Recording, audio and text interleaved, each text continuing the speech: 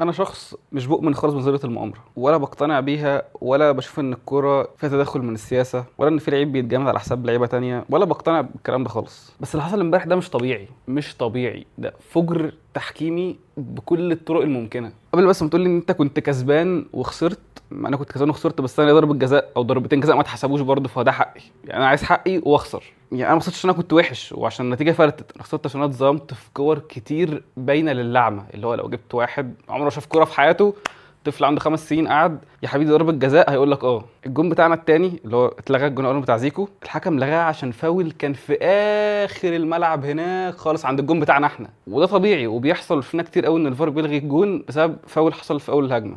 حلو قوي. طب جون الارجنتين التالت، نفس الكرة اللي رجعت علينا بهجمه مرتده لنا ضربتين جزاء فيها، واحده اللي صلاح اتشنكل فيها، والتانيه اللي حمدي فتحي اتضرب من غير كوره. هو حمدي فتحي كان واقف، تيشيرت اتشد، تيشيرت اتقطع وراح زقه من غير كوره بدون داعي. مش هقول ايه طيب.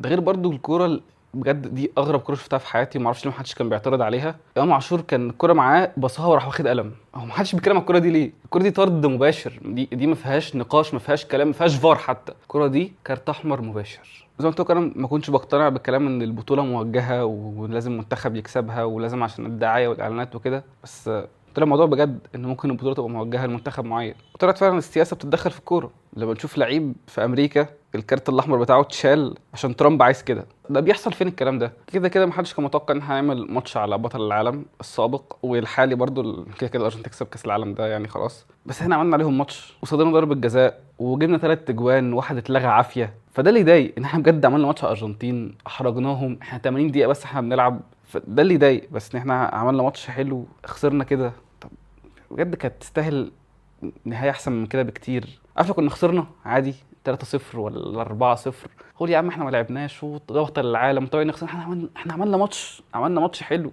ما اعرفش بقى ده ليه علاقه بعلم فلسطين اللي اترفع، ليه علاقه بالمؤتمر الصحفي اللي كابتن حسام حسن طلع يقول يتكلم، بس خدم 5 دقايق من المؤتمر بيتكلم على فلسطين بس. ما اعرفش ده ليه علاقه ان احنا نخسر بالعافيه، مش عارف. في الاخر احنا اتظلمنا، وده مش كلامي عشان انا مصري بشجع منتخب مصر، الموضوع كان باين للعالم كله. بس خلاص هنعمل ايه، دي الكوره واحنا بقينا منتخب حلو. ولاول مره في حياتي اصلا بجد، دي اول مره في حياتي بسبب اتفرجت على كوره اشوف منتخب مصر بيهاجم. فيعني حسام حسن عمل نقله وتطوير رهيب في المنتخب، ان احنا نلعب 4 ماتشات او 5 ماتشات في كاس العالم كلهم حلوين. فبجد دي بدايه، اكيد دي بدايه اللي بعد كده بقى نكسب افريقيا وكاس العالم اللي جاي هنلعب، اكيد دي بدايه لحاجات كتير جايه احسن من كده. وعادي يعني الفرق كلها بتتظلم، يمكن احنا الظلم مضايقنا عشان ده منتخب مش فريق برضه، بس اظن دي بدايه، واظن كاس العالم الجاي هيبقى احسن من كاس العالم ده بكتير. احنا كنا كويسين قوي، ومفروض نبني على ده، المفروض دي تكون بس مجرد بدايه اللي جاي بعد كده. شكرا لمنتخب مصر، بجد دي احسن مره اتفرج على منتخب مصر في حياتي، ودي اول مره من كتير قوي اشجع منتخب مصر، وانا نفسي فعلا نكسب. انا بقى كتير اصلا ما بفكرش على كوره، بس انا الشغف رجع لي. شكرا لكل حد لعب ولحسام حسن ولكل اللعيبه، شكرا. انا بجد مبسوط ان احنا عملنا كده، ويعني افريقيا اللي جايه بتاعتنا ان شاء الله.